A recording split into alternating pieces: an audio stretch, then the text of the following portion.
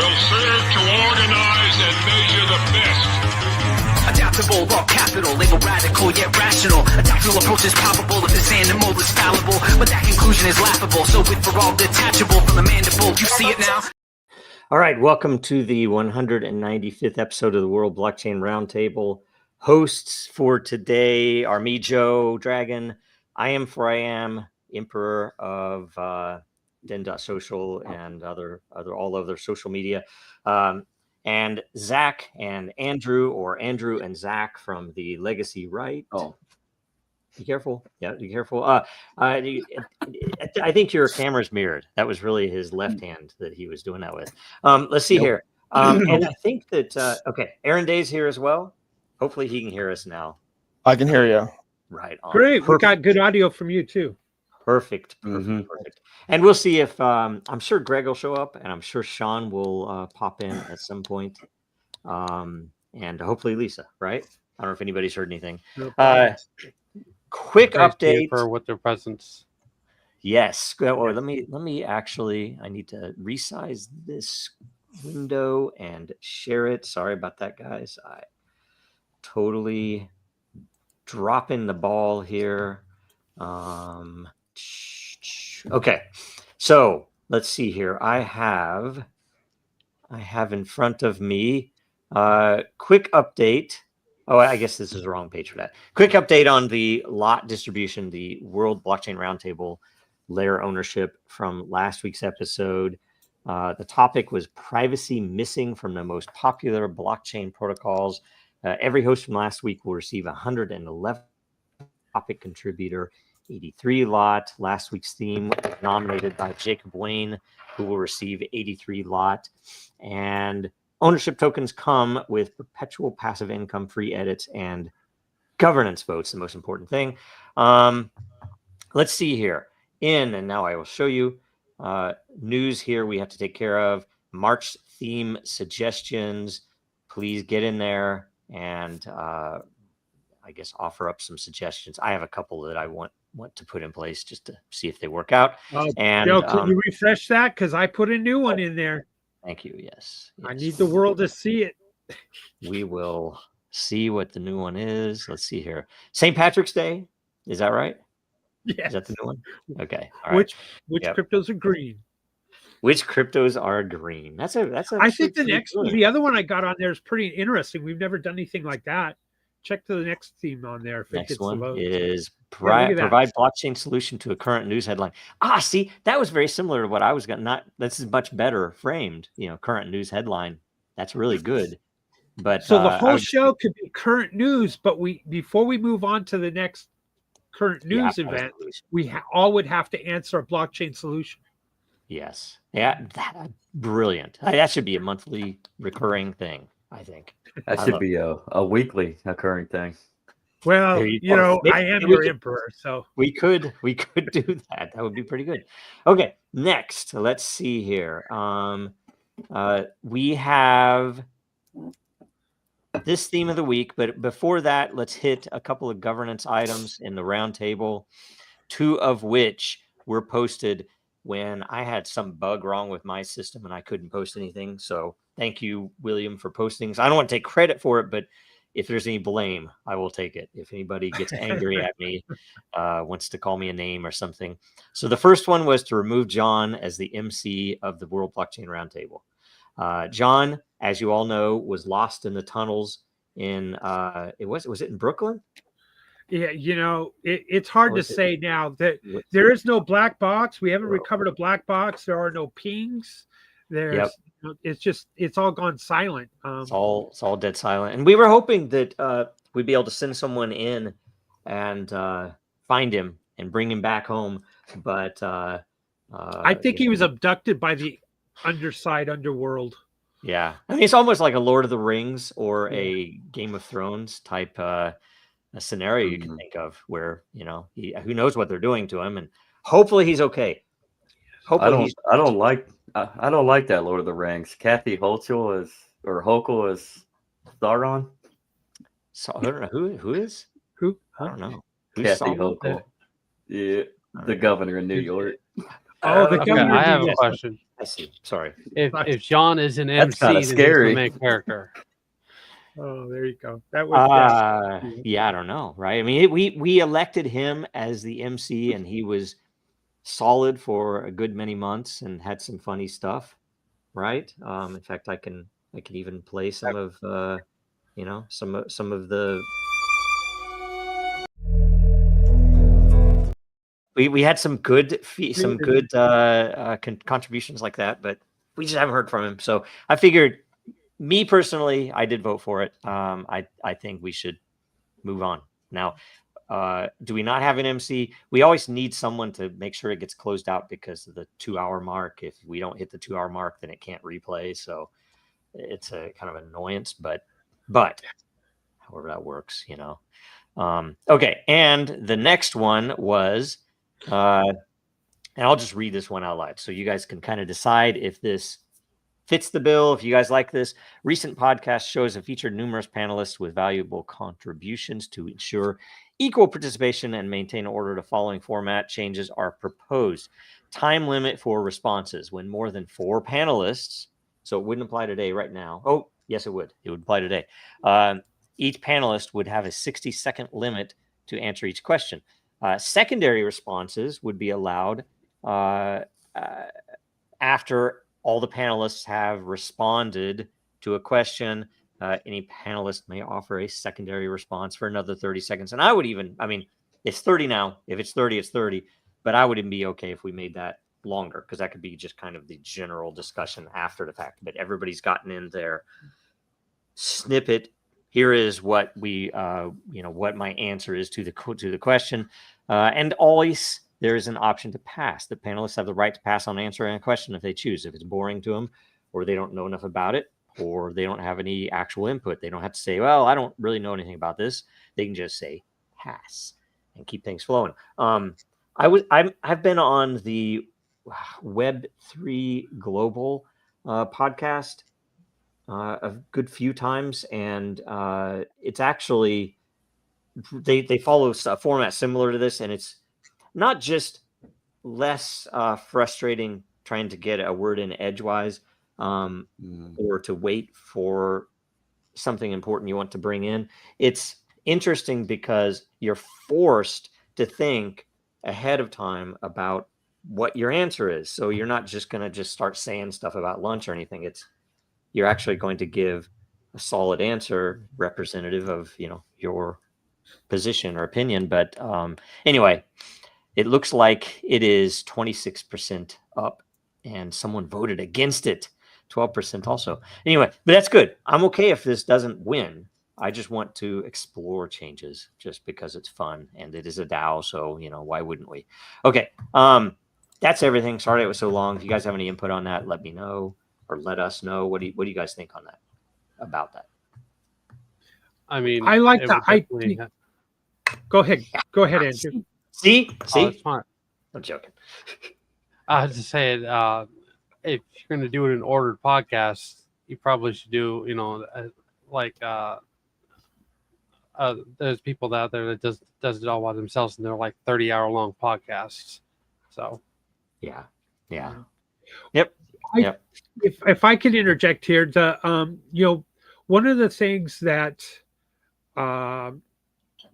people like Joe Rogan and Tim Pool use is they have their headsets and they're all timed in, so you're hearing everybody through your ears, and you tend not to talk over each other, and there's no delay. And that's that's a huge reason too to have the podcast in the same room.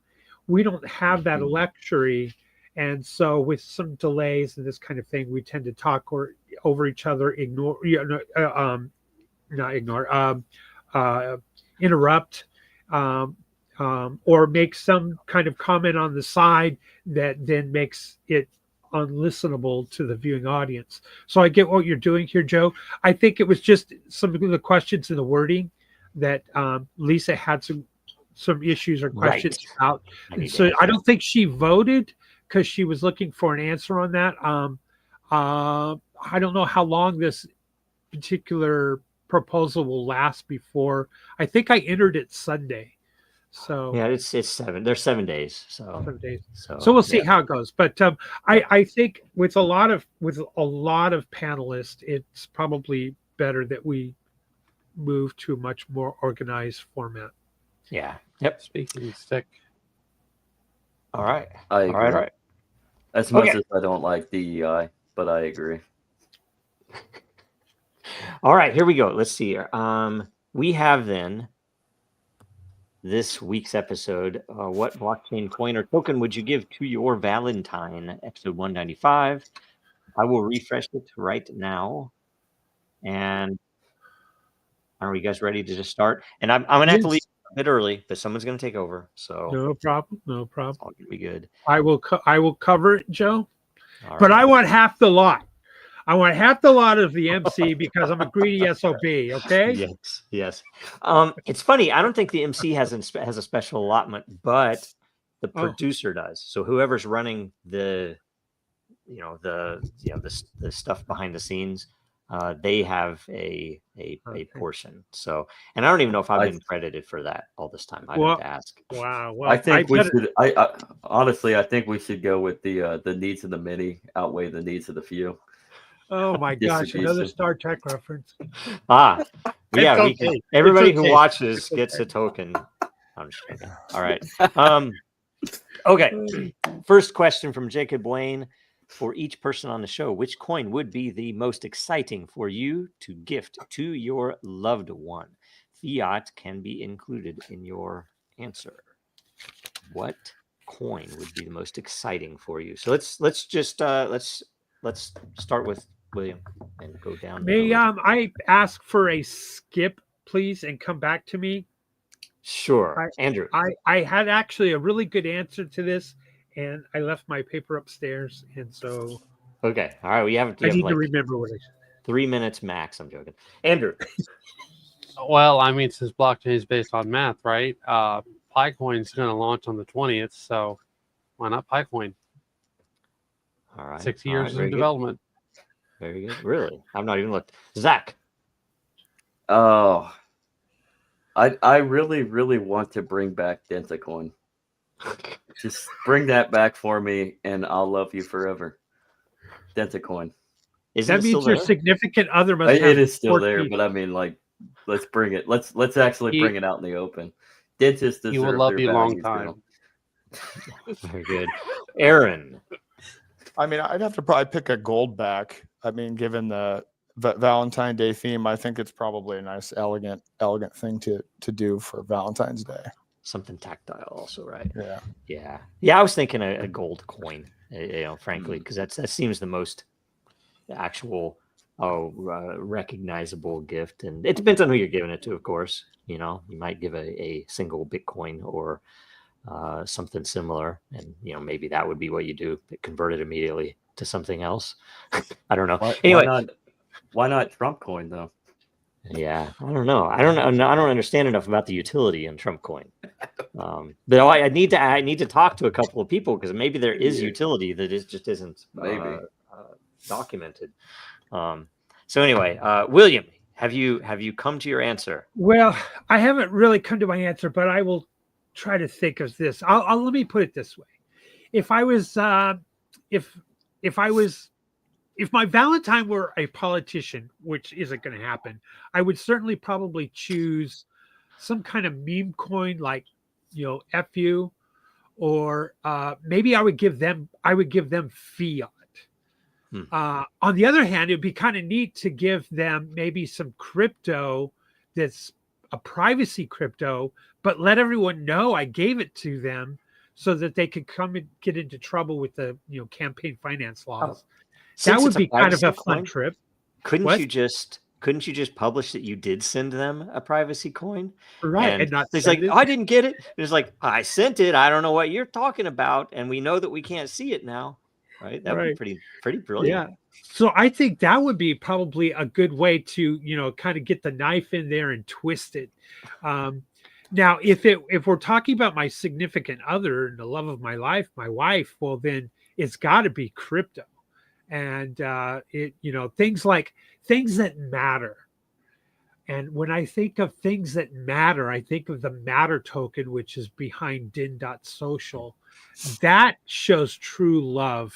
And being that, she is married to a bona fide, elected, unopposed, unanimously voted emperor of the Din Dao and Din Social, and now self-proclaimed of all social media emperor. I think that's what she would want. She might want lore. I know she would be happy with gold and silver, precious metals, but she would also be happy with copper because it's shiny too. So there's my answer. Goldbacks is Right is on. That was longer than 60 seconds. Just so you know, just as a Okay. measure. Anyway, I'm joking. All right. Next, Day Rocks. Oh, hold on. Lisa's got some comments. She's Oh. apologized she couldn't I don't make it. see She mine. said, I don't "Hi see it. I guys, don't have it. happy Valentine's see Day. it Sorry I there. couldn't make it. I should have posted them up here, huh, Joe? I'm sorry." Yeah. And, You know. While you were talking. that's a good idea. Oh, she's got her choice. Her choice is very token. Very good. And then, oh, look at Erin. She said, "Oh, how romantic, gold." I am. Oh, there you go. And last but not least, our Litecoin Mighty Davis here says, "I am in his love-hate Valentine." Didn't the original Saint Valentine also kill some people? I can't remember. I don't know. I just want to bring that would be super interesting as a character. It's like he's a saint, but he did kill some people. But he also, gave little candy hearts and stuff. John, Anyway, all right, Are we getting Al Capone confused with Saint Valentine? I don't know. Maybe that's what I was. Maybe that might be it. Maybe that's it. All right, let's see here. Next, Day Rocks with the excellent picture we all are enthusiastic to look at. God, I'm sorry, guys. Question: would you rather give a new phone or the equivalent of a phone in tokens? What does that mean? Is it like a new phone as in a value? I don't understand the question. Obama phone. I want my Obama phone. Is that what that means? I don't know. Huh. Anybody else have an idea? Or maybe the phone would have crypto on it with the apps already preloaded. Kind of like people buying a phone with Flappy Bird or something on it, right? Yeah. Since it's crypto. Is that what it is? It's like, I'll sell you my. It sounds like a pretty badly formed scam. Actually, I'll sell you my phone. It has 10 Bitcoin on it. So I don't know. It just sounds like a scam to me. Maybe phones are so expensive now. Maybe. I got my phone from the up a landfill in England. So I just want to say hello, Andrew's mom. Thank you for tuning in. So let's see. Embarrass Andrew, please. Man. All right, let's see here. Somebody says Trump coin. All right, next up, I am. Roses are red. Crypto is bright. Give love in tokens and joy with delight. Happy Valentine's Day. Did you write this yourself or was this AI generated? No, this was AI generated, but then I tweaked it. How's that? I do think that AI's probably greatest contribution to humanity will be in Valentine's haiku. Oh. The fact that people can actually write haiku that means something now, maybe.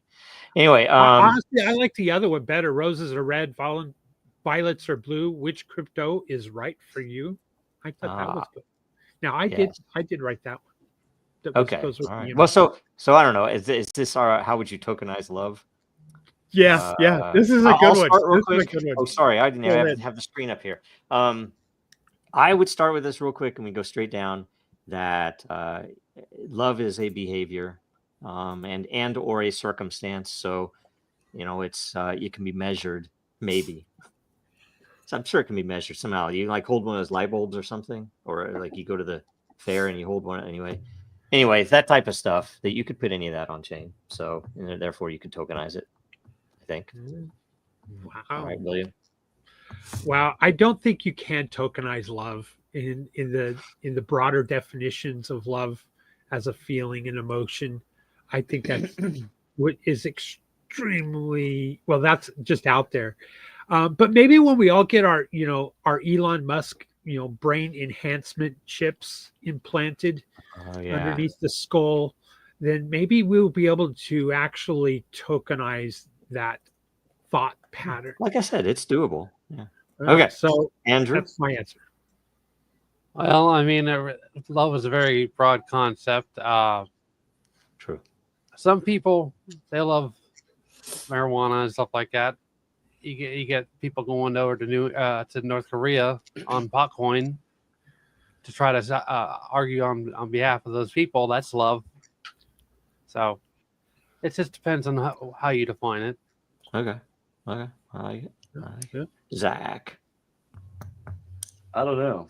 How would you tokenize love? That is a tough one. That is very broad. I mean, I'm gonna have to think of this for a moment as I yield my time as a congressman. Very good. Aaron. I guess why would you tokenize love? But I guess you could. What, are we tokenizing dopamine and oxytocin? I mean, that's one way of going about doing it. We could be getting into the tokenization and trading of love chemicals. Isn't that what Facebook is? There's an answer for you. So otherwise I would have to say otherwise I'd have to say Xano. You would tokenize it on Xano. Yep. Just declare it. go. That to me, Yeah. just declare it, right? I asked Lucius Probator Aeternus. It Nice. says that any measurable event, relationship, or asset can be tokenized. So I don't know. Oh, Anyway, so so you could theoretically say that that's the concept is already there with a lot of these matchmaking sites. yeah, it even So, gave me yeah. look, proof of love, measurable proof system, could verify acts of love on chain. Imagine you think about it, this wouldn't be a bad behavior, pay it forward No. type thing. It's like I walked a lady across the street. Okay, I get some love tokens. A unique token minted to represent affection, trust, or devotion. The more you give to someone, and maybe there's some combined way that it is shared and not actually transferred entirely. Smart contract commitments, of course, behavior market AI for relationships. Let's not go this far, but anyway, legacy of love, eternal proof system. Eternal is a good thing, right? I mean, you can put something on there forever, and it's on all the chains, so that's a good thing. Anyway, all right, that was. Can I make one other It basically would be. Yes.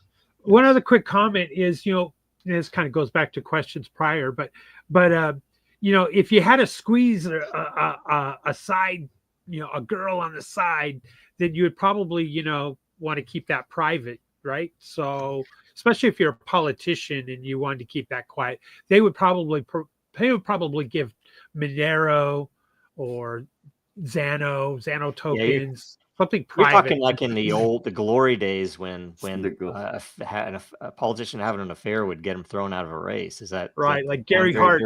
You're talking about? Yeah, I think now they mean, probably use the privacy stuff. Some of them write a bounce check and they would get a TV show out of it. So. Oh yeah. Man. Well, I mean, honestly, that's the concept here, though. Is you're basically just making like matchmaking or whatever it's called .com or Excite or what all these other matchmaking sites. You're just applying it to the blockchain. Yep. There's a nice little poem by Anonymous here. I'll be right back, guys. Okay. All right. And then, let's see here. I am. Which meme coin best represents Valentine's Day? That's a pretty good question. You want to start with? Let's just start with Andrew. Oh man. Oh, I'd pass for that right now because I'm trying to think of something. Okay, Zach. You know what? Since it's just out there all in the open with Doge, period. I'm gonna say Dogecoin. Okay. What do you think, Aaron? Do you even watch the meme coins at all? I don't watch the meme coins that much. Although you can't avoid it. It's going to come up on your feed anyway. Yeah. But no matter which meme coin, you're going to end up getting effed. So that's the good news. There's always a so-called happy ending at the end of a meme coin experience. I guess so. Yeah. I would say the same. I actually have avoided. I think the only ones that I really know about are Doge and some of the Frog or Pepe ones, just because I'm a Pepe fan. So I would say Pepe across the board, because Pepe is a good person. And there are plenty of Pepes where he's portrayed in some with a heart or something silly. So anyway, But not Well, not hawk, it's not the hawk coin though, because that'll break your heart. yeah, that I don't know anything about it. So yeah. All the right. closest thing I can think of representative is maybe Melania's meme coin. Yeah. Mm. Yeah. But is that as phrased as her? I mean, it's all branded as Melania, right? Yeah, it's just marketing. It's So, corporate marketing. I've not even paid attention to where those have gone. So I don't know that I want to know. Dayrux asks, Valentine meme coin will pop up and disappear on February 14th. Okay, never mind. That wasn't an ask. Okay, that was it. That was the last comment, the last question.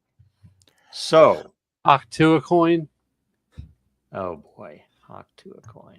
That's some of the worst cultural happening in the past decade, probably. That whole thing. Disgusting. Anyway, whatever. I was going to tell you as soon as William comes back, and I might have to leave before he comes back, but I don't have to show that anymore, the questions. So we can just hit current events, which, man, there's quite a bit. Binance got to stay. Eleanor Tourette in her post said that was the first stay since the new SEC, and a whole bunch of Dragon Chain people had to correct her that Dragon Chain got to stay before Binance, but we don't get any credit for some reason. But anyway, whatever. I reached out in a DM. Let's see if she answers. Who knows? What else? What else has been going on? But it's good. Binance got to stay, right? That's a good thing. What else? Too much Trump stuff. Well, I mean, too much. I went to Ian Freeman's hearing last week. Oh, yes.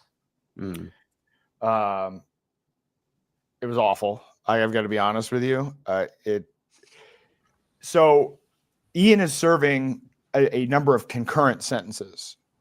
So he basically there's a conspiracy to commit money laundering, which is 8 years. And then there's the tax evasion. And then there are a couple of other charges. And I'm not even kidding. This is the dumbest thing I've ever heard. So the longest of the concurrent sentences is this conspiracy to commit money laundering. His lawyers didn't even address that issue in the appeal hearing. And my understanding is that the reason is that there's a maximum length to the size of the appeal that you can file. And his lawyer's determination was that this wasn't the best of their arguments. God. Even though you can file, the fact that this is how this works is ridiculous. You can file to extend the size of your appeal, but they didn't do that. So I don't see a situation where Ian's getting out of prison anytime soon. And they didn't even really request a new trial. They just requested new sentencing. And then they didn't even deal with the part that has the longest part of the sentence. So he just didn't have enough money for good enough lawyers. No, he has the money for good enough lawyers. He just doesn't have good enough lawyers. Which is even more. I mean, I don't blame him for this, because if you're in New Hampshire, he has probably the best criminal defense lawyer you can get in New Hampshire. But when you're dealing with federal court, I've dealt with lawyers in New Hampshire. You don't get a New Hampshire lawyer. You've got to get a lawyer from Boston. And so honestly, it was very disheartening. I posted if I feel well enough, I'll do my podcast tonight and go through it in more detail. But there's a clip from this guy, Jacob Hornberger, who did a 30-minute talk about his analysis of the case, and so I posted that on X. So that's what happened. Okay. That was really good that Jacob Hornberger's analysis on the case, because he mentioned that they didn't even go over the third count at all. They didn't even rebut that or argue that point. So they were just hoping that the case would get thrown out, rather than the third point of being the conspiracy charge. They didn't even include that in their appeal.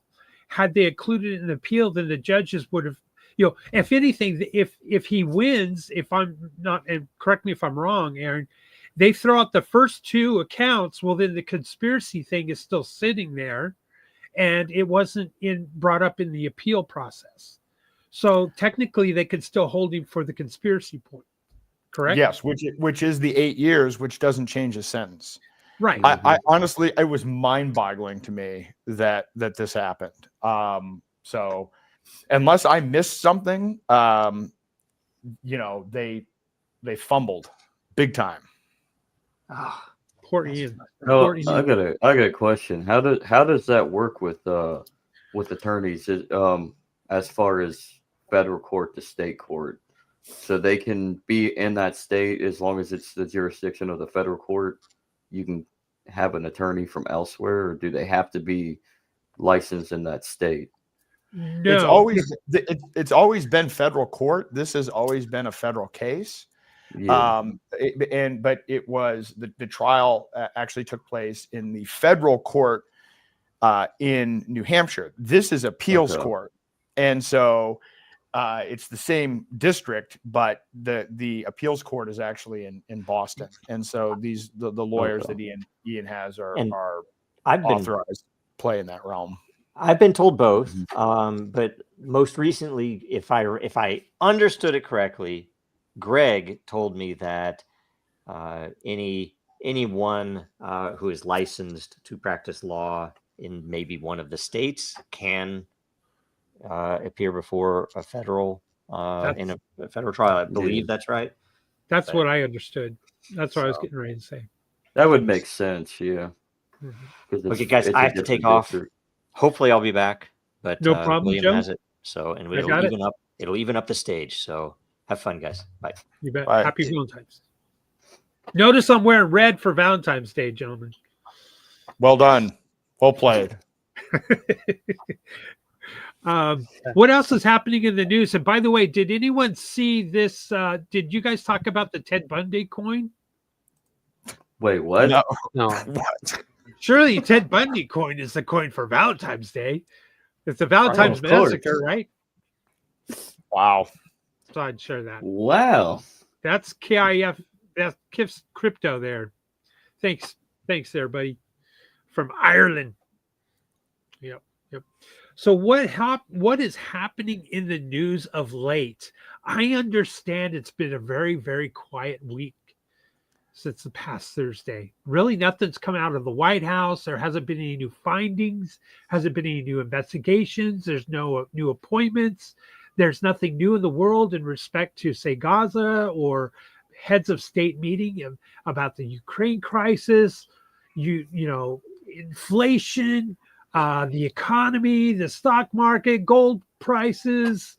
Nothing is happening in the world. It's a very silent, quiet, crickets field. There is something about the inflation. I just saw this on Twitter. I think actually John Button Reality tweeted it because he retweeted it somewhere. But I guess they've come out and just said we're not going below 3% in price inflation.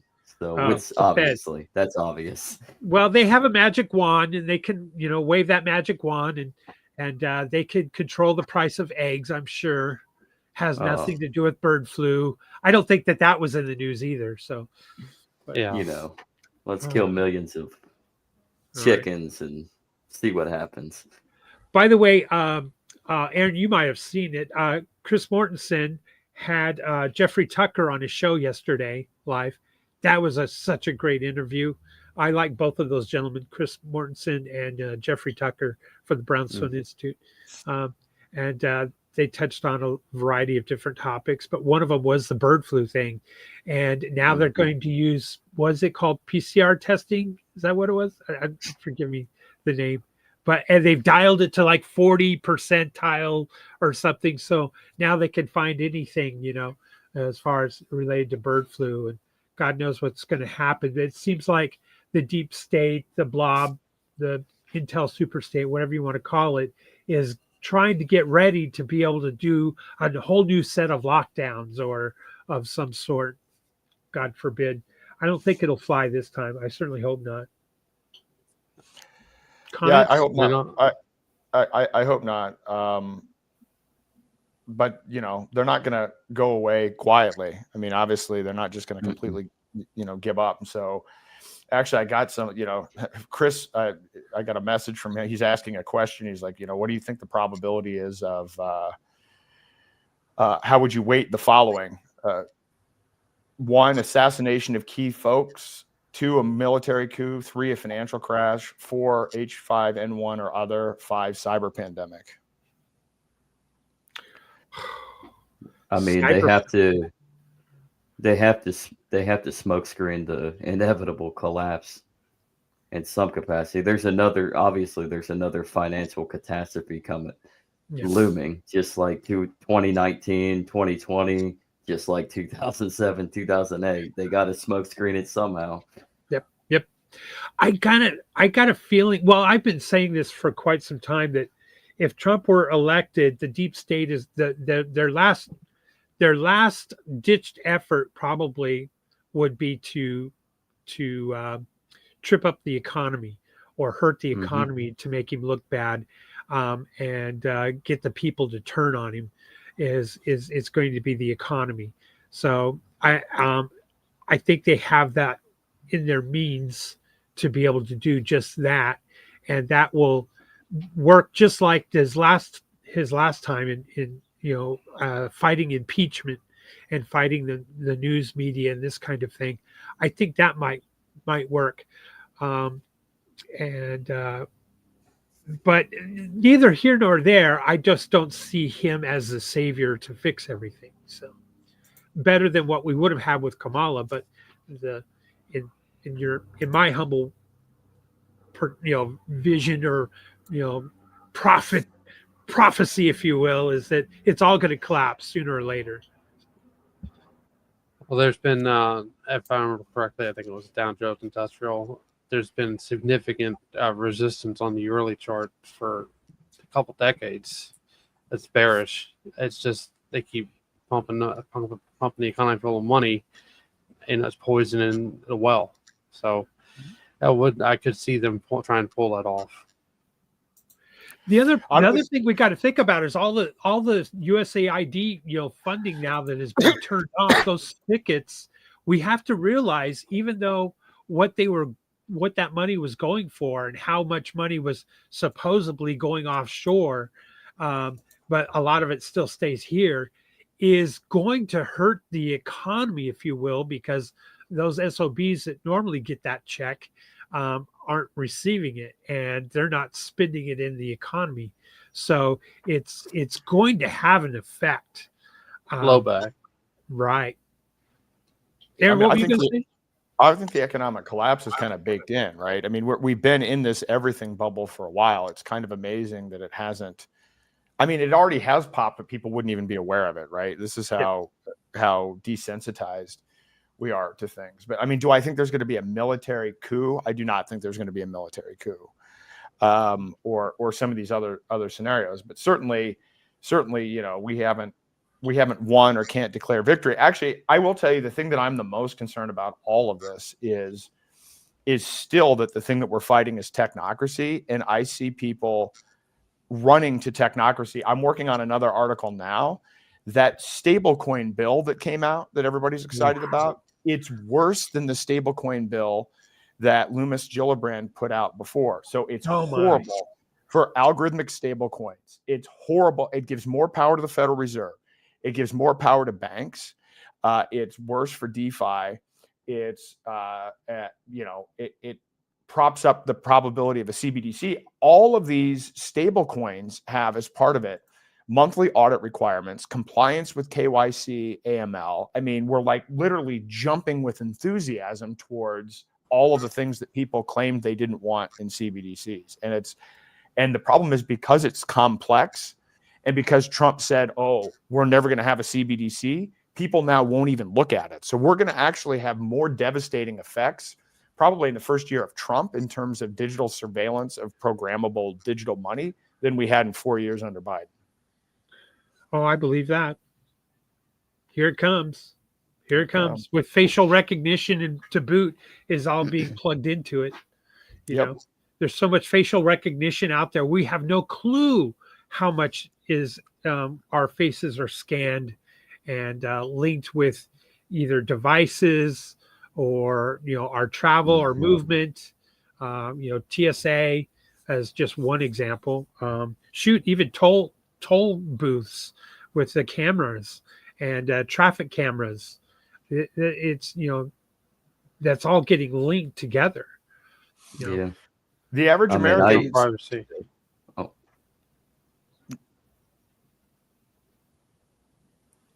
There's that delay. there's that delay. See, maybe we should give ourselves some 60 seconds. Yeah. Go ahead, Aaron. I was going to say, I think the average American's picture is taken 85 times a day, above and beyond whatever pictures we take of ourselves. And our pictures are taken more per capita than even China. We don't even realize this. Everybody always uses China as this reference of how bad it's going to be, not even realizing we've actually surpassed in a lot of the surveillance metrics. We just don't have a little app. But yeah, the digital surveillance is bad, and it's going to get worse. And the thing is, I can see MAGA cheering it on. Oh, well, we have to stop illegal immigration. So here's a digital ID, and we're putting more, our new defense contract is with Palantir and, 6 AI companies instead of with, Northrop Grumman. And so that's not necessarily a win. No.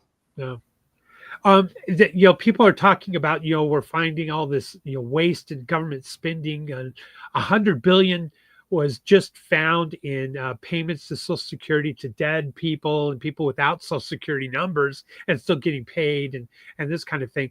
But where is the conversation about the money that was spent or is being spent to overthrow different governments around the world and to, propaganda money that's being spent elsewhere? That might be more shall we say, have the blessings from the right. I know that money's being spent, but where is that being, talked about? Well, I can imagine that's probably it. It's like you said, the blessings from the right. It's who's in power. They're going to go and spend for the other side when no one's talking about it. So the right's in power now. They're going to spend for the left, and see things for down the road so that they have something to talk about down the road. And this how it works is that both sides they'll see for the future, but they're still building towards a police state. And it's just a slow, gradual, development cycle. Absolutely. And that's the scary aspect of this mass deportation scenario is you're starting to see the buildup of that police surveillance state is starting to culminate a little bit more. I mean, the Patriot Act has gone full blown, full force. Like we're seeing it in direct fashion. And I hate to see what's going to be the next scenario when you start, what happens when you transfer from illegal immigrants to American citizens. Cause we've already seen some examples where like families have been detained because they look Hispanic and they speak Spanish, and they get detained because you're not from this country, and they don't want to. They have their 4th and 5th Amendment right, but then they're arrested, and then they figure out their identities, and now they're finally released. So after the process, so what happens when you start seeing it even go further, where you're just held in detainment without any due process? Exactly.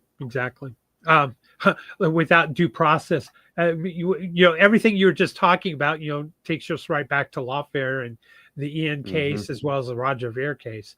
My gosh, can you imagine sitting there in an island that's not even your home, and never knowing when phone is going to ring or the door's going to knock, and you're now being extradited to the U.S. and you're not even a U.S. citizen? I can't imagine living through that horror predicament, and fighting the lawfare that Roger has for 20 years. And it's a shame too, because like where he's at is a beautiful place. He should be enjoying it, not looking over his shoulder. But he's he can't leave the island, and it's not Yeah. he's not there by choice anymore. Exactly. It's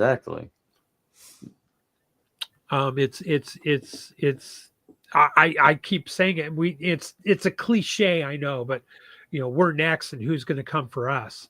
I know that sounds so cliche, but it is so true. There is precedence in this Roger Ver case if it is allowed to continue and he gets sentenced, convicted and sentenced. Um, and not enough people are aware of the situation. And it's not like he can't even, he wouldn't even be able to negotiate a settlement payment because they haven't even presented a settlement payment. So he doesn't even know how much he supposedly owes as a non-U.S. citizen. And of course, it was filed, just prior to the end of statute of limitations, whatever. So just horrific. So I wrote an article last week or the week before, it's all blurry, for Brownstone, where my argument is that all of these cases, Roger's case, Joe's case, Ian's case, these are all part of a specific kind of lawfare. It's a lawfare under Biden's Executive Order 14067. And this all makes sense when you look at it in the context of the executive order had two parts. It authorized the U.S. to explore CBDC, and then it also authorized in the same executive order the whole of government crackdown. These things are related. The reason they needed to crack down on crypto wasn't because illegal things were going on or because bad things were going on. It's because they had to halt competition because you can't roll. No one would want a CBDC if you had alternatives. So this thing was completely by design. So this is where you end up with debanking. This is where you end up with exchanges getting pushed out of business. This is where you have the SEC, the CFTC, the Treasury, and everything else because they want to make it hard to buy and sell crypto, hard to use crypto. And in that vein, the reason Roger was targeted is because he is the single most impactful person on the planet at spreading the use case of cryptocurrency as an alternative to fiat currency. That is his entire thing. And so that's why they went out of their way to, in this case, manufacture a case. Even though this tax issue goes back to 2014, the grand jury wasn't convened until 2024. There was a period of time where Roger thought the case disappeared because he didn't hear anything from the government about it. So there was like a 2-year lull in the action. And then all of a sudden, grand jury, and then arrested in Spain. Why? Because Executive Order 14067 authorized the ramp up of this. And so this is what I think we need to try to do is take all of these cases of Biden lawfare, because Trump rescinded the executive order, but he didn't rescind the lawfare, ongoing lawfare from the executive order. What we need to do is we need to get him to do for the Biden crypto lawfare what he did for the J6ers, and to say his words, fuck it, and drop all of the cases at once. I think this is our best shot, and we should be aligning all of these cases, all of these people, and just showing how ridiculous the whole thing is, and get Trump to just drop it in one fell swoop. That I think is the best strategy we've got. I agree. That is a great strategy. I think the same strategy about we probably need to start talking to Byron Trump on whatever socials we can, because he might have get it or have a little bit more understanding of Roger Ver's case. I don't know. I don't know how Jeffrey Sachs would feel about his case or even knows of it. We already know Elon's uninformed, ignorant position that he took in a tweet recently. So, Aaron, I do have a question. There has been, in the X space, there's been people that push back on Roger from a legality perspective. Forget how they don't like him because of the fork, big block versus small block. But the conversation is that one argument is in 2014, the crypto space wasn't well defined legally. And even though it was the question was it like FDIC or whatever? Is it a currency? Is it a property? Is it a commodity? And there was a lot of discussion back in 2014. I remember it. How are they going to define it so it could be taxed in what way? And at that point in time, it was more along the lines that it was a form of property. Well, if that were the case, then the Bitcoin that's in question with the IRS, was it a property, and did he not pay the proper property tax, if you will, or capital gains on that property tax in 2014 when he renounced the citizenship and paid another illegal exit tax? What's your thoughts on that argument? Does it stand? Does it hold water? So Roger, knowing that he had been sent to prison for selling fireworks, which, by the way, what's more American than being a young entrepreneur in your late teens and you're selling fireworks on the internet? I mean, how is that? Mm-hmm. Isn't that kind of an iconic American thing to do? Yeah. Nevertheless, he went to prison for that, and so he left the country based on that, because he's like, if I can't express the fact that I don't like the fact that the ATF murdered children and then end up with this kind of retribution, then I'm going to leave. And so when he left, he knew the government would come after him, because if they're going to throw him in prison for selling fireworks based on his political statement, what do you think that they're going to do as Bitcoin Jesus? So he hired 3 levels of accountants and lawyers to help him figure out how to compute these taxes. Mm-hmm. And one of the things that you see at freerogernow.org, if you go to motion to dismiss, you can see the communications back and forth with his lawyers and accountants, where he's saying, use the more conservative interpretation. But what you have to understand is Roger had a bunch of complex entities. So Roger had not been living in the United States since 2006. He was based in Japan. And then there were business entities in Japan that he didn't fully own. And so there's a real question as to how much of this was actually his Bitcoin versus a Japanese company that was actually started in Japan. So the bottom line is there are legitimate questions about how much of these Bitcoin holdings were his personally versus this Japanese company that he didn't own all of and everything else. And so this is why he hired professionals to figure this out. And so when he paid his exit tax, he wasn't evading. He was paying on what his advisors had told him, according to the law, based on the structure of the relationships and organizations that he had, was due. And he's even said, he's like, look, show me where I'm wrong. If you can show me I was wrong, then I'll pay the difference. Yeah, exactly. But no one's even showed him. So whether it was a property or not, but here's an important factor.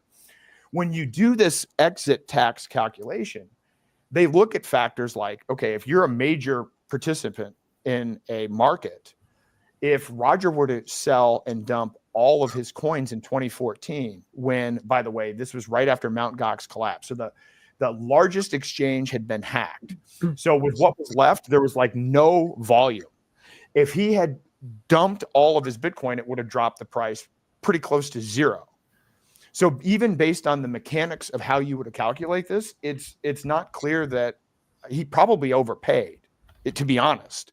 If you were to actually calculate on, if you were to sell whatever it is, 100,000 Bitcoin in 2014, and you don't have Mt. Gox, what would that do to the price of Bitcoin? And if you actually went through that exercise, I think you would find that, you wouldn't be paying very much. I just searched up, when did Mt. Gox collapse? February 2014. Really? Yes. February 2014. It launched in 2010 and collapsed in February 2014, where it says it was handling 70% of all Bitcoin transactions worldwide by early 2014. So in January 2014, 70% of the if had Roger sold, if in fact he did own and control those coins, and had he sold it, that would have, created the collapse of Bitcoin and Mt. Gox prior to it collapsing for different reasons. You follow? So and we know he didn't sell all those coins. Who was the CEO? Mark starts with a K. I can't remember his name. Carpolides or whatever. Yeah.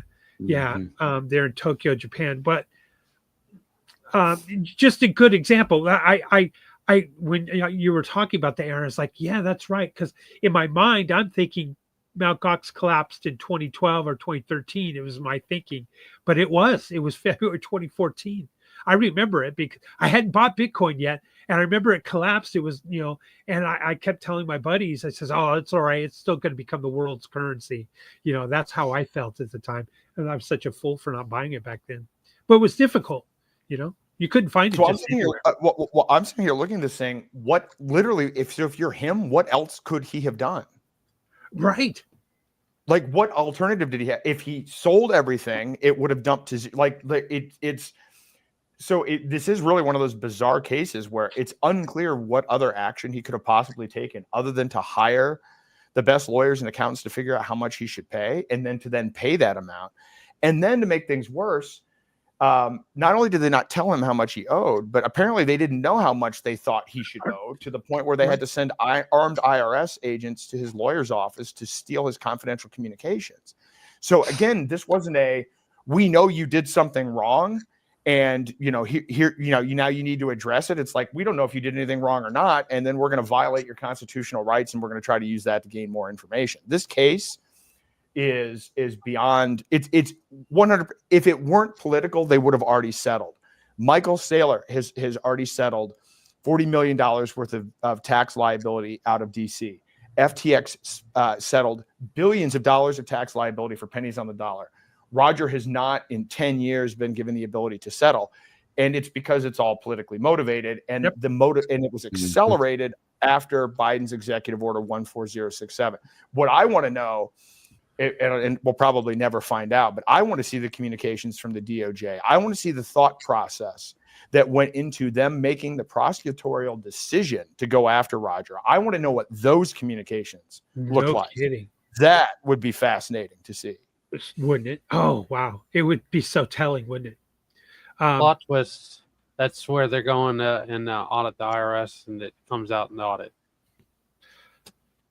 I'm here for it. Yeah. You know what? I want to see. Yeah. I'd like to see them audit Fort Knox and watch it all crumble after that. Can you imagine the image of Elon Musk and some of his people standing at the gates at Fort Knox and saying, "No, we're here to audit. We're here for the audit." Because they wouldn't even let Congress, in there to look at it. I would. When was the last audit? Like 1975? Yeah, something like that. And it wasn't even a real audit. They just opened the doors and saw a wall of gold and tapped on it. Basically, yeah, it's here. But they could have been bricks covered in gold paint, covered. It could have been copper covered in gold, and be or gold bullion. Or they're holding the gold, but it's not ours. True. Damn, it's very questionable how much gold we do have, and look at the Bank of the Central Bank of England is struggling to release their gold, as there's kind of a run on the paper in England, which I think we're going to see a run on the paper here as well, because of all of the hypothecation and the what's the other word I want of the paper contracts of gold and silver. It's inevitable. Yeah. Someone just says it's France. There's a Roth and not an Roth RIA, but a Roth and a child who might have some gold. I don't know. Oh shoot. Without saying the J word, who owns the majority of the gold other than China? I mean, can't use the J word. The majority of our debt. Who do we owe the debt to? Oh, Who do we owe the debt to? That's a good question. I feel like if Texit happened, and I just happen to have a sticker here of Texit. If Texit were to happen, Texas would probably be able to write off that, like, well, that's not ours. And I would like, and of course, a bunch of other states would fall if there was a would separate. We wouldn't be. I think the illusion of being the United States is an illusion, like I had mentioned in our chat on World Blockchain Roundtable, that it's just not. I think it's an illusion. We're too separate as a country. We're not united as a people anymore. The culture has been split apart on purpose. We've kept it divided, and that's what they want. But on the flip side, that's exactly where I think we're headed. Maybe I'm a catastrophist. I don't know, but the pushback from the right and the left, and that infighting that we're seeing with Doge and USA Aid and the appointments, the Department of Education, all of these sacred cows, if you will, is creating a huge wedge in society. I don't know how well will we survive that, and BRICS is going to take advantage of that. They're not going to let that pass. Andrew, what are your thoughts? You've been a little quiet. I mean, I was normally we can't shut you up real quick, right? I was just pulling up a book that talks about the behind the scenes playbook that they did in Japan about the central bank there. If you give me just a minute, I'll pull it up and I'll share a picture of it. Sounds cool. Sorry. No problem. Zach, what do you think? What do I think about what? I forgot the question already. Yeah. No. What do you think? Who owns the gold? Who's controlling that? And will America, if they do audit Fort Knox and the gold, in the basement of Chase or the Federal Reserve in New York, and they find it, a lot of it's not there. Look how long it took Germany to get their gold back, or Texas to get their gold back. Well, I think that's where the mystery is, right? Like, who actually owns, if there's anything there, who actually owns it? So, like, it could be maybe we still have something of value, or maybe it's been adversely possessed through bond transactions and debt allocation of the United States, where you have a lot of it might be owned by China. Some of it might be owned by other central banks, other bond companies. I mean, investors on the private. And then, I mean, it could just be a mesh of different organizations, from one government to the next, to one bank to one company. I mean, or it may just not even exist. Maybe it's just, this is the greatest Ponzi scheme scenario in the history of the world, and there's literally nothing left. Right. Where did it go? That's the question. Where would it have gone, though? Maybe. Yeah. Where did it go? Who has it? Like, did they melt it and sell it to Apple to put in the iPhone? I mean, that could be a possibility. Valid question. I heard it was illegal to show, or at one time it was illegal to show money on camera. I don't know if that's true or not, but I got a stack here. I want to show you my fiat. Aaron, what's your thoughts? Who owns the gold? And will we find out? And what happens if they do audit the Fed's gold bunker below the street in its basement? Well, so I mean, my understanding of this, I mean, when I was researching my book, is that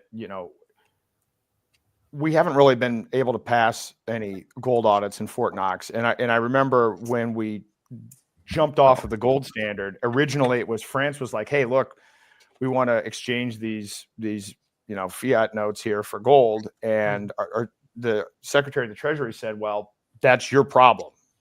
Literally, that was the response, and then Nixon abandoned the gold standard, and then there were some congressmen that went to Fort Knox to visit, to take a look at the gold, and they came out and said, "We didn't see any gold at Fort Knox."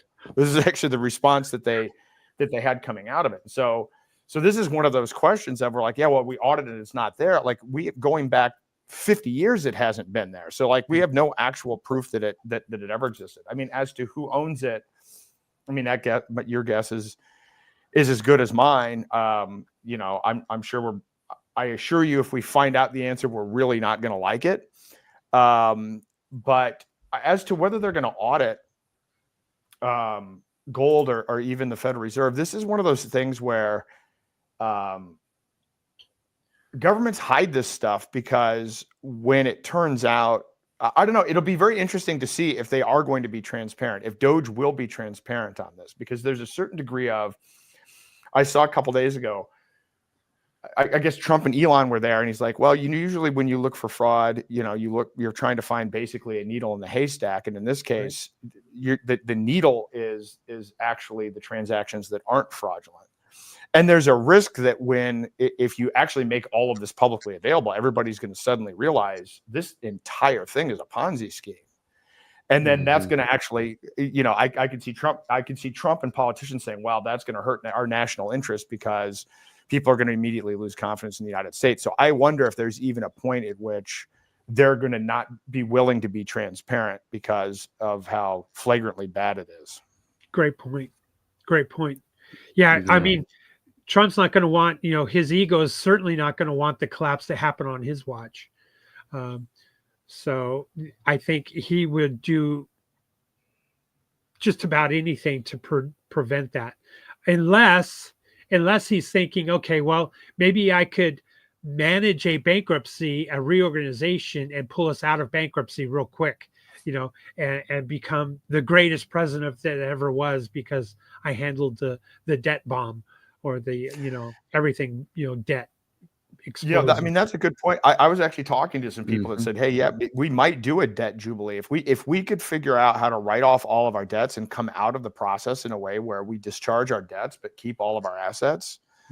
I mean, it's not like Trump is unfamiliar with that process. That's so right. That is on the table. The other thing is that we didn't mention is I saw something about it, and I didn't confirm it. I don't know if anybody else saw it, but rumors about Trump talking about moving us back to the gold standard. Oh, really? Well, see, I heard something a little different, and there's a gentleman, and forgive me, I've only saw one clip, and I have to find it on YouTube, and it was a gentleman talking about, and I know, Aaron, you're going to know who it is, but someone who is close to Trump, and he was talking about, we're going to tokenize everything in the U.S., and he's an advisor to Trump. And it was David kind Sachs. of scary to think of this. And it's not David Sachs. It's someone else. And we're going to tokenize everything, and then we're going to be able to let those tokens kind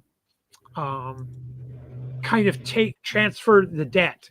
And so we'll be able to take the debt and not monetize it, but show that the debt is now backed by something. And it's all the commodities in the U.S. The natural parks will be assessed and have a value, or and be tokenized, and we'll be able to say, well, we owe this much debt, but we have this much in tokenized assets as a country, and this is going to give more faith and strength to the dollar, and say, well, see, the dollar's tokenized asset backed by all the natural and amount of resources that we have, in addition to the military equipment that has now been tokenized. It's been valued. We've put a value to it. We've tokenized it, and we're showing that this value exceeds more than what we have in the debt, and it would further extend the reserve dollar. It would give life to the reserve dollar as a reserve currency of the world. And I thought, oh my gosh, this is just scary shit, because it's like nationalizing everything in the U.S. That was my thoughts. To a degree, this already happened once when we founded the country with the Constitution, because they rely on the central banks and sketchy books to measure the value of the land, and that they use the value of the land to secure loans, and that they're going back to the old playbook of when the federal government was centralized. By the way, I got that picture up if you want to share it real quick. Another thing to add to that scenario with the Constitution is they used a way they used the Napoleonic takeover in Europe as a way to consolidate that power with the Alien and Seditions Act in 1799. Oh, really? Okay. Yeah. The You Quasi should be able Wars. to just share to the stage. Yeah, let's see if I can find it here. You might have to send it to me. Okay. I'm trying to see how I can pull up your. Uh, I could go to solo. I could just put you here, but then I don't see. yeah. Uh, at the very bottom, it should have like everybody's picture, and it's got a picture of the book. Squirm Cam. There There you go. it is. Yeah. But basically, Princess no, it's been a while since I've read about this book. I had someone to get list, but it's talking about how they converted, after World War II, if I remember correctly. It's like it's been a while. They converted the Japanese economy to a fractional reserve system, and slowly have been introducing more and more negative interest rates with them. So that's just something to look into if anybody's interested in how the roadmap of how these people operate and how they steal every nickel and dime from you, and they don't do it overnight. They do it over decades. Right. That system peaked in about the 60s, like the mid 60s, didn't it? Yeah. Well, I mean, Mhm. Japan's And been led to where yeah. Japan is now. it's Obviously, it was their first attempt in seeing how well an economy can carry negative interest rates, and I mean it survived. I have a question for you, That's- gentlemen, since we seem to be on the economic path here in the conversation. If there's, let's just picture we're all in a plane on a runway, and we're trying to take off, and how much runway is left for before the debt bubble pops? And I'm asking that question because I think of Japan and what they're doing to monetize their debt, and how long they have lasted. How long, are we going to run out of runway? What's your thoughts, Aaron? Go ahead, Andrew. You started. I think it depends on which faction of the banking system you're talking about. You're talking about Wall Street bankers who are, they're dedicated to the indicators and all that. Or are you talking about the more philosophical, intellectual types who are removed from the consequences of their decision, but they get to pitch all these theories and try to, gear up the economy in a way that is going to survive for. That's depends on who you ask. Yeah, I guess my let me preface it this way. If you're an armchair quarterback, but this time you're an armchair, economist. Okay. I think what was it? When do we run Zach, out of runway?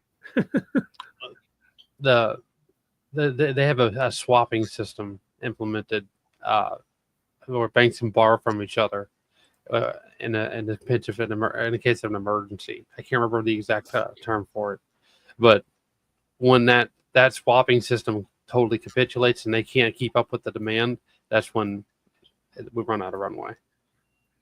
Zach, what do you think? I mean, it's inevitable. It's inevitable that it's going to finally come to an end, but nobody actually will ever know. I mean, if we could actually predict when the market correction was going to come about and when a collapse was inevitable for this fake political system that we're in, I mean, all four of us could be very, very wealthy, like beyond Rothschild level wealthy, realistically. So True. you can't really predict it. I mean, it's obvious that they're going to try to hold on to it and expand that bubble as they always do with more bailouts. Is the jig up now? Is that bubble going to finally completely burst and they can't repair it? Right. That's soon to tell. The term is overnight banking funds rate. Oh, okay. Yeah. Okay. With all the swaps. Aaron, what do you think? Are we going to run? How long until we run out of runway? What's your thoughts? I mean, my thoughts is that, again, I think this whole thing is a controlled demolition into a global technocracy. So I think that's actually, that remains the likely outcome. And I think everything is still building towards that, because every emergency is more surveillance, more, move towards digital cash and all of this. And this is all going on globally, and it has been going on for a long time. So I think the problem with this is we're expecting that somehow we're going to reach some point where it's bread lines like in the 30s, and it's never going to be that. It's literally never going to be that. There is going to be a some kind of crisis, but they've already they're already going to have the solution ready in the form of UBI and giving up more of our rights and giving up our property. And so this is what's challenging about this is we even know that. We know that this is the direction that it's heading. We know that it's going towards like Agenda 2030. We know that all these things are happening, but I have no idea what to do about it, because people do not want to acknowledge this. Like the mass population doesn't want to acknowledge this. And most people will not take preventative measures before it's too late. And so they keep on doing this slice by slice. By the time it gets to that final point where it's like, all right, here's the switch to UBI, people won't have any other alternative. I mean, to take it back to that crypto lawfare, this is why they've been going after the Liberty crypto people, is to shut that down so that when there's an emergency, well, what are people going to pick as a choice? I mean, we saw how many people were like, well, yeah, the shot might kill me, but what am I going to do? I've got to keep my job. They couldn't think of any other possible way that they might be able to continue to exist other than by keeping a job that they didn't like and taking a bioweapon, right? Well, if we've gone through that, how hard is it going to be? The way that they'll spin it is, oh, well, you'll get 1.2 digital dollars for every dollar, or you'll get a donut along with it. People, the amount of incentive needed actually for this kind of thing is pretty small. So I don't know. I don't think we have much runway, but again, runway into what? And what I've been advocating for, unsuccessfully, is we know it's a controlled demolition, and this is what people don't like. I talk to a lot of people like, well, we know it's going to get bad, but then we don't want to rock the boat. Well, I've got news for you. If you're moving into a controlled demolition, then the only advantage you have is speed. The only advantage you have is to collapse their system before they have everything in place to do the controlled demolition. So we should be encouraging people. This is why I ran for president on the bank run. Bank run manifesto was the primary thing. It's like, okay, you don't like all the stuff that's going on. You don't want technocracy, all the wars around the world. Exit the dollar immediately, collapse the system, and start using alternatives before they put in CBDCs. But I will tell you, people will not do that. And so I think, I think it looks pretty likely that we're gonna slow fail our way into a technocracy. That seems like it. Actually, if we the people don't have alternate systems ready to go, then we will lose everything. That's a good comment, actually. Sorry, gentlemen, I had to take care of my dogs here fighting. Okay. I missed it. I missed Aaron's answer. And Zach even said it was a great answer. I missed it. Well, I was reading the comment that was going off of Aaron's answer, and I mean, to sum it up, I mean, we got to be prepared. If the FDIC is woefully underprepared in the case of an actual bank run nowadays compared to what it was designed for, I think that could be a significant action you could take in a capitulation system like that. Agreed. Collapsitarian style. Capitulation. Yeah, this is why, I mean, I literally was advocating. I'm like, look, get 3 of your friends, take your money out of the bank, start doing it in pieces, start doing it slowly. It doesn't have to be on X and X date, everybody takes their money out. Start a slow drip of taking money out and moving into these alternative systems. And I will tell you, I still think that's the right strategy. And it is 100 times more difficult to do today. A year ago, people were worried about CBDCs. Now every time I'm talking to somebody, everybody's like, yeah, but Trump said he's against CBDCs. And I'm like, did you read the stablecoin bill? And then, of course, now it's more complicated to describe what's actually going on, which makes it more difficult to be successful with it. And so it is still the right answer, but it's going slowly, and that's not a good thing. Oh, I completely agree. And that's why I guess I'm an agorist, because I believe in counter economics. We got to stop feeding that beast and build those parallel systems like, what Sky Animates talks about here. We all have to prepare, but we have to build parallel systems. And so where, eventually the parallel systems become almost equal, and thus making their power over us less and less divisive, and less intrusive, and the overreach of the government just becomes a shorter reach, and they have a inability to manipulate us. That's what really needs to happen. We have to focus on just that, Aaron. Even in small bites, take a little bit out of your bank account and start using alternative ways, alternative methods. And I don't give a damn if it's just trading something, like with your neighbor, saying, hey neighbor, you help me with my car mechanics or whatever, and we'll work out some kind of barter in exchange, even something like that. So that's where I think we're going to get forced in that direction. So we might as well prepare and get ready for it. And those who are ready for it and prepared will have much easier transition. But here's the problem with this. The problem with this is, like, we should be treating like this like it's DEFCON 1 and that it's an emergency situation, and we're not.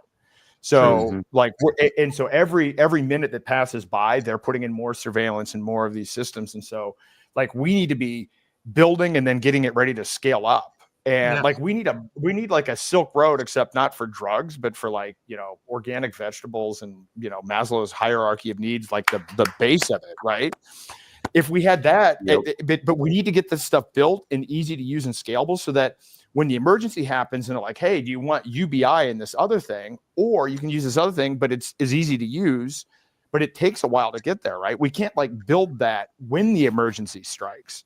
And so, but it is challenging. It's hard to get people are so doing laps. I see that RFK was just confirmed and everybody's all excited about this. And I'm like, it's great that this stuff is happening, but the problem with government isn't the people that are in it. The problem is government itself. And so now everybody thinks this new group of people is going to fix government. And whether you like them or not, they're not going to fix government.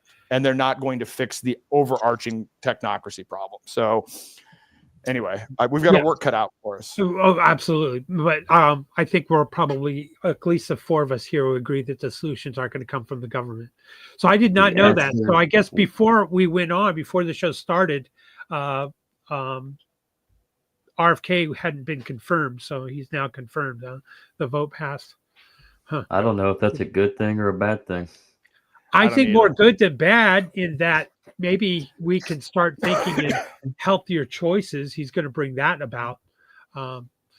Yeah, but I don't like the idea of force. No, I agree. Yeah. I don't want it forced either. I also don't like his climatological communism lockdown idea. He's kind of a freak. He scares me. Let's just put it that way. He scares me on other things. He's definitely correct on the C word vaccinations, but everything else concerns me big time. I'm gonna agree with you, Zach, and I'm gonna just add the caveat: if he stays within the lane of where he's been appointed, it could work with Doge, in that if Americans become more healthy, we're going to spend less at the doctor and at the hospital and in pharmaceuticals, and that's going to lower our healthcare costs, and it's going to work in conjunction with Doge. So I guess that's my hope. That's how I look at anyone else in that position, like the previous person who was in that position, was so unhealthy. She, whatever you want to call it. It wasn't going to bring down the cost of healthcare by making Americans healthy again. Just wasn't going to happen. Maybe make America healthy again. Maybe even if it's incremental over the next 4 years, I'll take it. Oh yeah, I'll take it on that one. It's just the only thing that really concerns me is when Bernie Sanders was just ripping him a new one, and then asked him the question, do you think healthcare is a human right? And Robert F. Kennedy couldn't answer yes or no. Well, It's no. It's no, Robert. But you couldn't even answer Bernie and say yes. I mean, because of the political narrative. So, I Is he a mean, Bernie booty boy? is he a Bernie booty boy or well, I don't a know. Boogala boy? It's such a clown show. Everything in DC. Shoot, I know even the Constitution doesn't even exist in DC. It's and Well, it's they move in such short ways, 4-year periods, right? And then you Yeah. have times, points in time where the whole situation just needs, in between that 4 years, somebody resigns and they had to replace them. Yeah. You're trying to build in a long-term structure, and it's very inefficient. It's like trying to write a program on a computer, right? You can't just do a patchwork and say this is going to last forever. You take an old guard versus new guard. What? Oh, sorry. Take the old guard versus the new guard. The old guard is stuck on how things used to be, and from before they were in power, while they were in power, and anticipating things about after they leave power. And you have the decentralization efforts by people in the crypto space and this computer software in general, who realize that there is a cost to everything, and you can't sustain a model like the old guard that you had before and expect it to survive. And Right. so there you have to keep that in mind whenever you're developing. And I think we're moving in the right direction in that perspective, is because people are awake to reality, and that they have to build something that's going to last, and they know it won't last forever. This comment I put up here from Renzo, and we've talked about this quite a bit on the World Blockchain Roundtable. And by the way, everyone watching, please like, share, and subscribe. I think there's amazing content, and when you start going back over the years, now that with this show, this is a DAO-based show, decentralized autonomous organization-based show, where you contribute on din.social by asking questions, and you earn lot tokens, and therefore you have a vote on themes that the show or the panelists should talk about, or questions that they should answer on a particular theme. So take it part. So please, wherever you're watching this, share this. It's an amazing content, and it doesn't get. I know it's been shadow banned over the years because of how we talk and everything. But going back to my point here that Renzo's making, he says people can pay with crypto. At my store for 3 years, only one did, BTC, and then I think he's talking about Internet Computer ICP. Is quick and works great. I'm not like Litecoin or BCH and this kind of. Let's just talk in crypto in general. People are too lazy to learn, and unless they're forced, if there's people won't change. And what Aaron, you talked about earlier, we'll have long bread lines. Well, theoretically we do. It's just they're hidden, it's masked because of the IBT card or whatever it is, food stamps card.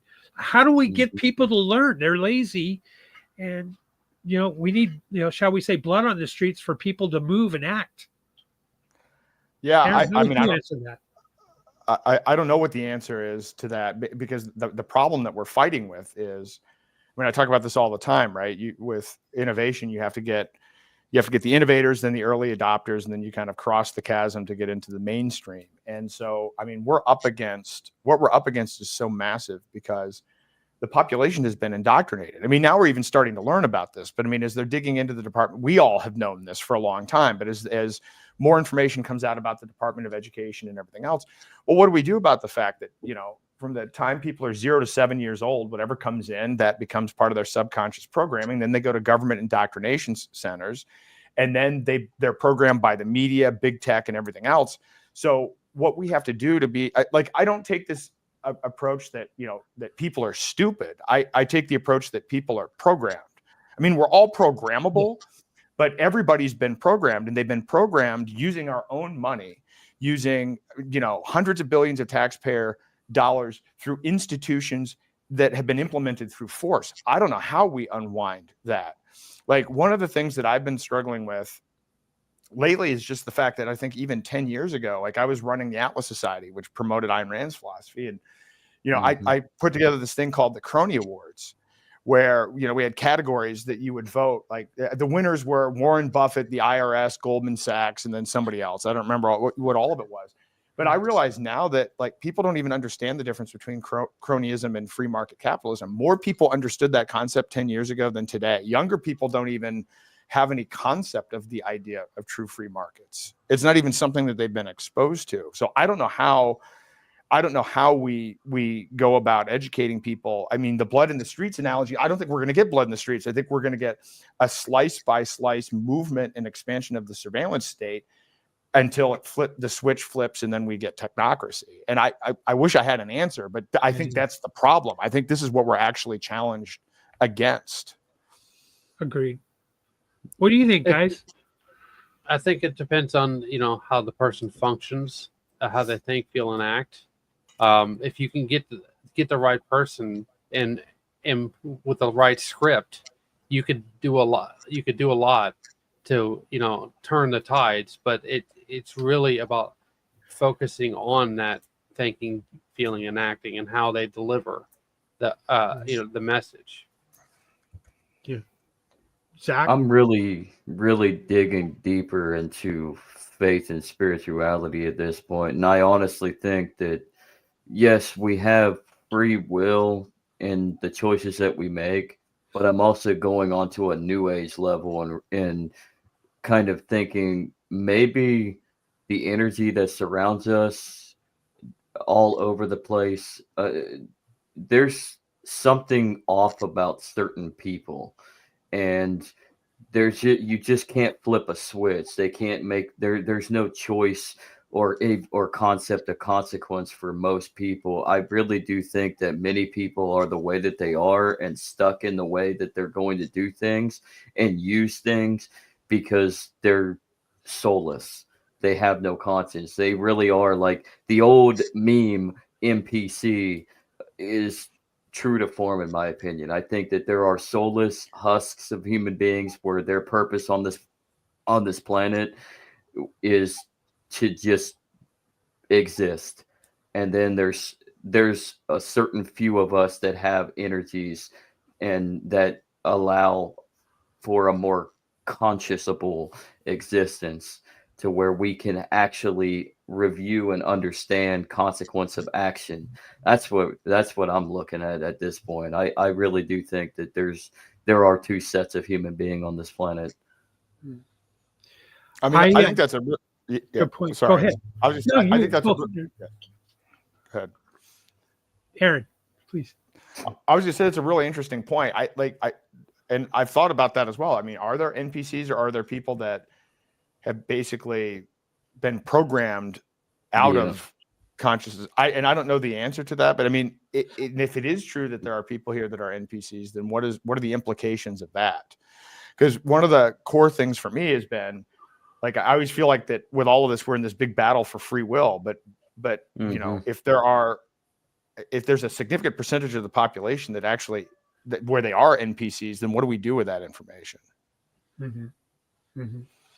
Yeah, we just will never really know. I mean, I come also from the fact that, like, or not necessarily a fact, but I come from another train of thought, exploring like the ancient astronaut theory and the Anunnaki, and maybe like there's a god or a creator, but then there's also creators that actually created humans. So God created the universe, but some other being came to this planet looking for resources for their old home world or a new home world and created man as a servant race. And then you have the split, just like in the Bible, the fallen ones, the fallen angels, the corruption that in the fall of grace. you have the same story that goes all the way back to the Sumerian text and the Epic of Gilgamesh and et cetera, with Enki and Enlil, the brothers of Enlil, for which Enki is the purveyor of knowledge. He's actually the good guy, even though in the Bible he would be the serpent, tempting Eve and inevitably tempting Adam. But Enki gives humans the knowledge and tells them, hey, you're more than just the servant class.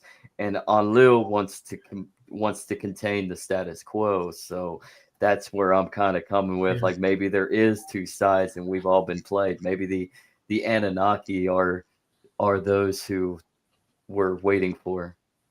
Some will remember Joseph Campbell, Dr. Joseph Campbell, and his, his search for different myths, and the myths that from all cultures all over the world, and the common threads throughout them, and what you were talking about. And I think when you drill down to today and how history rhymes, and I'm using this in a kind of I don't want to say it this way, but people just don't move and act unless they're forced, unfortunately. And I'm fearful that the government is going to force us into different actions like they have. They're already doing it, covertly a little bit by manipulation and by propaganda, and certainly by, the government schools that have programmed us and the programming that happens in all this different social media. So that's really what was happening. And until kind of we're all rats in a cage, until we start, we're all grooming ourselves, because right now, like in America, maybe for the most of us, we have plenty of food to eat, and so we get fat, lazy, and stupid.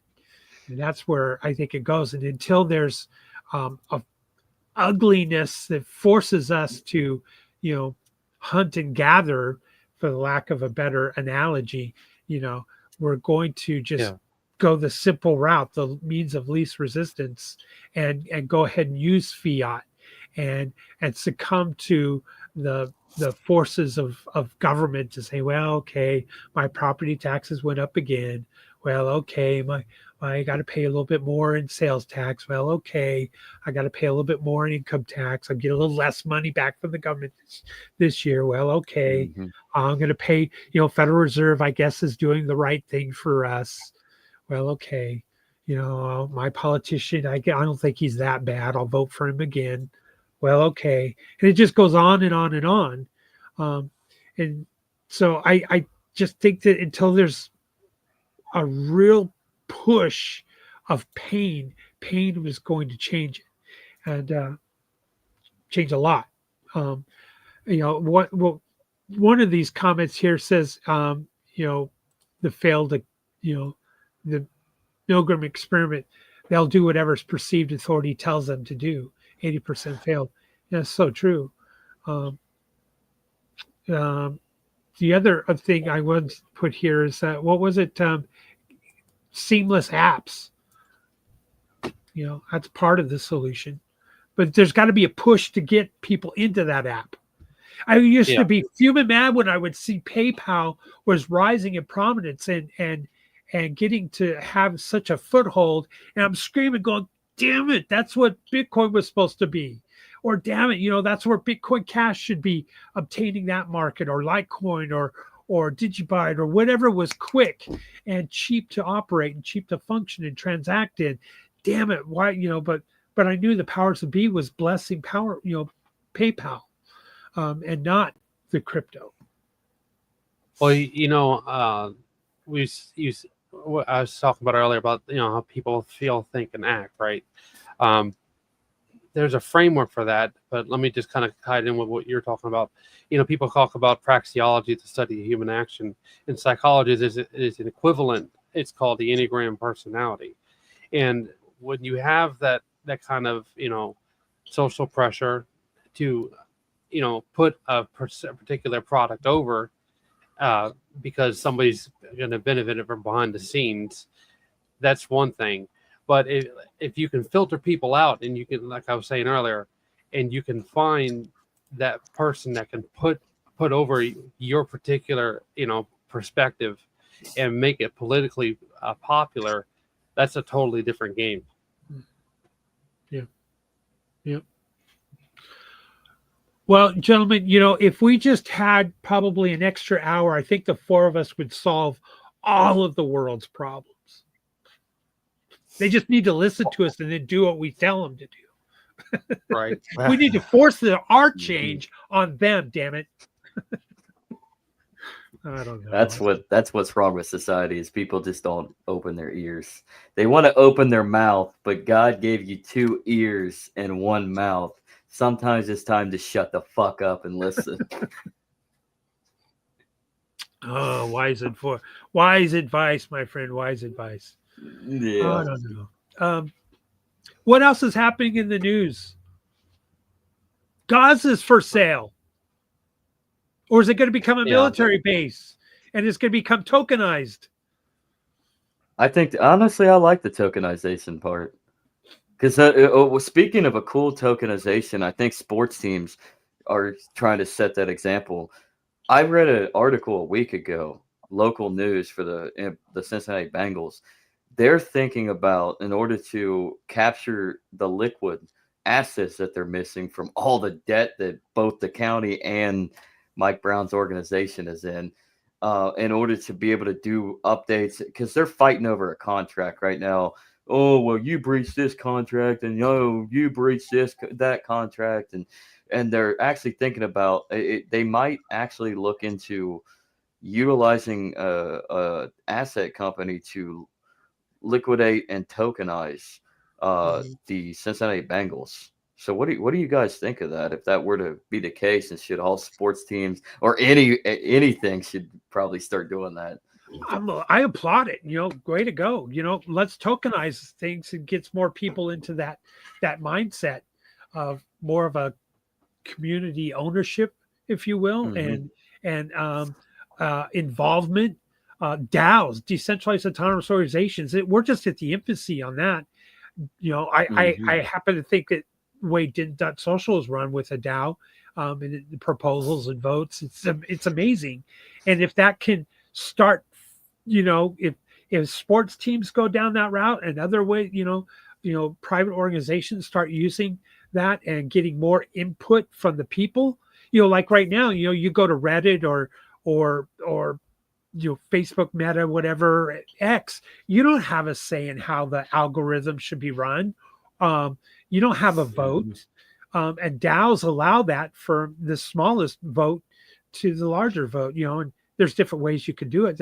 I like Joe's comment calling them smart constitutions. That's really what they are. It's like smart contracts, a smart constitution. So I'm all for it. I'm all for that. Bring it, get more input from everybody. Here's that article if you can show it. This is from one of my local. Wow, interesting. Again, is that Bengals? I mean, this was inevitable, right? Yeah. Interesting. Mm-hmm. Well, as I said, every tokenization is inevitable, simply because centralized databases suck. However, do we get the freedom or the tyranny aspect of it? Not obviously. This is why I'm bullish about Zano in particular, but I fear how it's going to go. Look, the thing that I've wanted to do for a long time, actually, not necessarily the tokenized realm, but when I started my first company in the mid 90s, I raised money from like 180 angel investors. I had to spend all this money on lawyers and filling out paperwork for each of the states and everything. And it was the most ridiculous process. And then the investors have to fill out questionnaires documenting that they have enough net worth. And then this has actually gotten worse over the years, where now you actually have to show proof of your assets to show that you are rich enough to be able to invest in companies. The whole thing's backwards. So the thing that I always liked about tokenization was the idea that, imagine my daughter started a business selling slime on TikTok. I mean, imagine if she could just raise 15 grand online, and not in a Kickstarter bullshit thing where, oh, you put in some money and you get a t-shirt. Like, again, we have systems where you can do that. Now I can come up with something where it's like, oh, you put in $500 and you get, an autographed jar of slime and a t-shirt, but you, God forbid, you can't own any equity. You can't have any upside in the organization. So we have all of these different rules. I would love nothing more than a situation where, imagine you've got an app on your phone and you go around and you're like, hey, this is my favorite local restaurant. I'm going to buy $50 worth of shares in it. Or I'm going to put $50 in this lemonade stand. And that's like that's the promise of tokenization, in terms of it could really open up capital markets for small businesses, small investors, and could help push voluntary interaction all over the world. What I fear, and what looks like we're probably going to get is, and I was at a crypto conference and they were talking about this, we're going to get Larry Fink talking at Davos about how we're going to have tokens, and then the tokens that you're going to have, in order to have an investment token, you're going to have to spend $250,000 and register with 5 different entities, and all the tokens can be frozen and programmed and managed by 5 different regulatory bodies. That's the dystopian side of tokenization. So I hope we can. The good news about this is, when I was talking about tokenization like 5 years ago, people were like, oh, no one's ever going to care about tokenization. And then last year when I was talking about it, people were like, well, it's only NFTs and meme coins. Hopefully now we can get people to start saying, oh yeah, okay, everything's going to be tokenized. Now we have to pick freedom or tyranny. Yeah. That's our choice. Yep. Yeah. It really is our choice.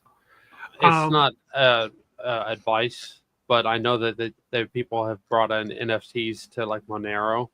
Wait until you see tokenization of real world assets on Monero. That would be an interesting twist. Like real property? Well, on Monero, that's exactly what Xano is. Yeah. Xano is basically Monero, but with tokens. Or they're working in 2 different realms. Would you agree with that, Aaron? Yeah, I would say that Xano is to Monero what Ethereum is to Bitcoin. Yes. I like it.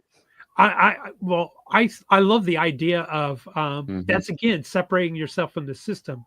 So if you can develop, tokenized assets that can provide you income, now you have privacy token income, and then finding ways to be able to spin those tokens.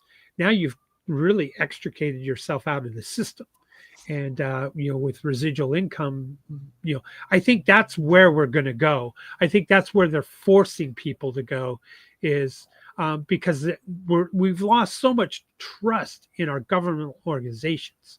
And as we see more and more of these audits coming up and showing what we probably already knew was out there, the verification of what we thought of the corruption was and how deep it went is now proving to be true. Well, it's also diminishing the role of government because you have less trust in government. So it's kind of a double-edged sword.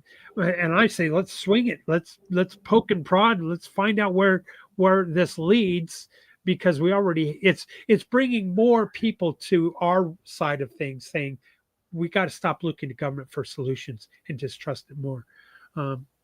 We're at the 148-minute mark. I'd like to get us out, before the 2-hour mark. And I thought maybe we could kind of close it a little bit early and give us all more time to talk about what we're doing. And someone says, how do I tie a share of my company to the Xano token? Here, let's bring that up. Aaron, you want to comment on that?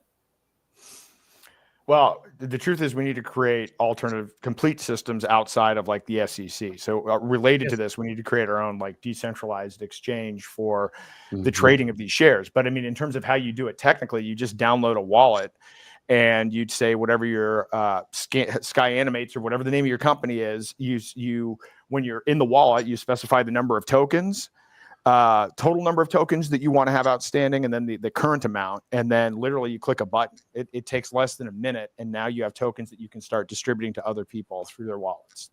That's right. And it's privacy. So nobody knows, who has what token or how many tokens or where they were sent, who sent. It's all in a kind of, shall we say, in a black box. Um, And it's also I'm not gonna say it for YouTube. They'll cancel us. I was gonna say the TE word, Oh, they'll cancel you. but they'll cancel me. All It's- right. Well, well, let's and just- in the advice of Andrew Joseph, it's legitimate tax evasion. right. Well, let's not even go down that road, but it's Self-defense, very self-defense. inexpensive. I was going to say it's very inexpensive to do that. What Aaron just Yeah. described, it's what, a penny, if that, in cost. Mhm. So Yeah, it's 0.1 Zano. So yeah, it's pretty cheap. Well, in the words know. of Sean Collins, but formerly of Buzz in Reality, still Buzz in Reality on X, stop paying taxes. 2025 is the year. Just stop paying taxes. yeah, put up a yard sign. What if everyone stopped paying taxes? I will say this: I'll give kudos to Trump because there's talk about auditing the Fed.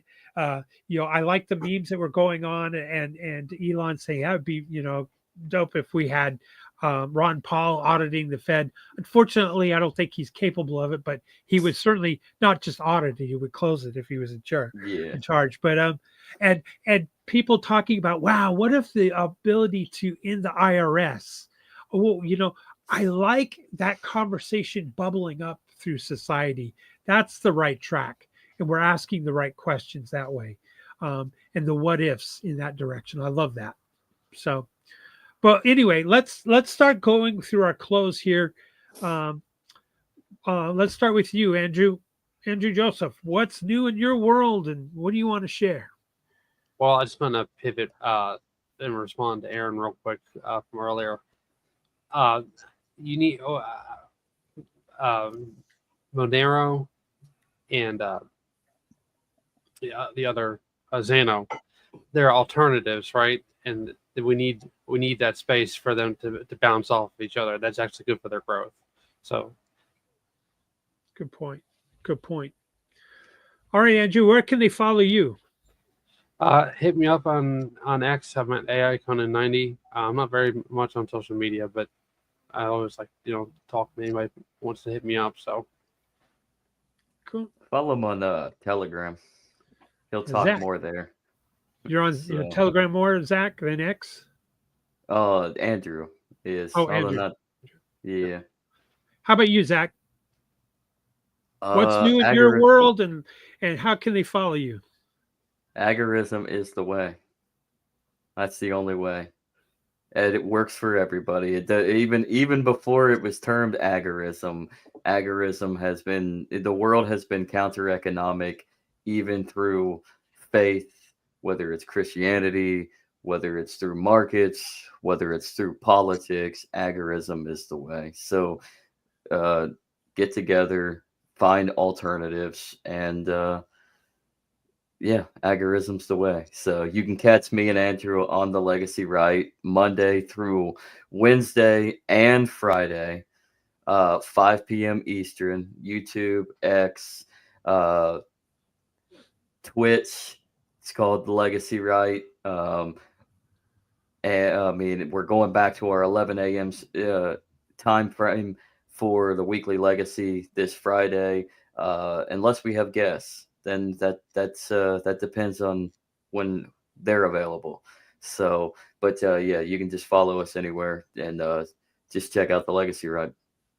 Nice. Aaron, where can we follow you, and what have you been doing this past week? What's coming up next week? So I'm in Chicago right now. I'm going to be flying out to Mexico for Anarchapulco tomorrow or something like that. And you can find me at daylightfreedom.org. I've been going to various hearings. There was Ian's hearing. And then the one announcement that I want to make is we're sponsoring, and actually this relates to the Monero concept. So I'm co-sponsoring along with Doug Tuman at Monerotopia. We are the largest sponsor of PorkFest this year. So we're going to have the largest tent at PorkFest, and we are branding it the Monerotopia tent. And so we're going to have Monero and we're going to have Zano, and it's going to be all privacy, a whole week-long thing. It's going to be about adoption. It's going to be about use. I'm hoping that Ross and Roger and Ian are there. That's been the whole push all along. But in any event, we're either going to be celebrating them or we're going to be advocating for them. And so that's June the 16th through the 22nd. And I'm very excited about this. I think this is going to be the best Pork Fest ever because we're going to roll it back to like it was in 2012, where we're going to focus on using alternative currencies as currency separate from fiat, separate from central banks, and separate from centralized governments. Love it. Love it. Looking forward to your next article too, Aaron. Thank you. All right. Well, what's happening here for your emperor of the DinDAO or Din.social? This past Monday was on Litecoin Lisa's show. We talked about abiotic oil. If you don't know what that is, go check us out there on Litecoin Lisa's channel. Imagine if oil was a renewable resource naturally occurring in the Earth's crust. We talk about that and also current events. That was this past Monday. We miss shout out to Greg, Lisa, Sean. We wish you were here today. And also, if you want to follow me, you can follow me on X at we, W-E. And also, I encourage all of you to take part in the World Blockchain Roundtable. Go to din.social. There's a layer. It's called a category. It's a layer called the World Blockchain Roundtable. Post your comments. Post your questions for next week's show. And all it takes is an email to sign up. You just make up an email. There's no track and tracing. That's actually why I like din.social. There's no ads.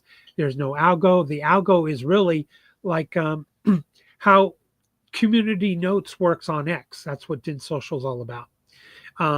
It was the first community notes.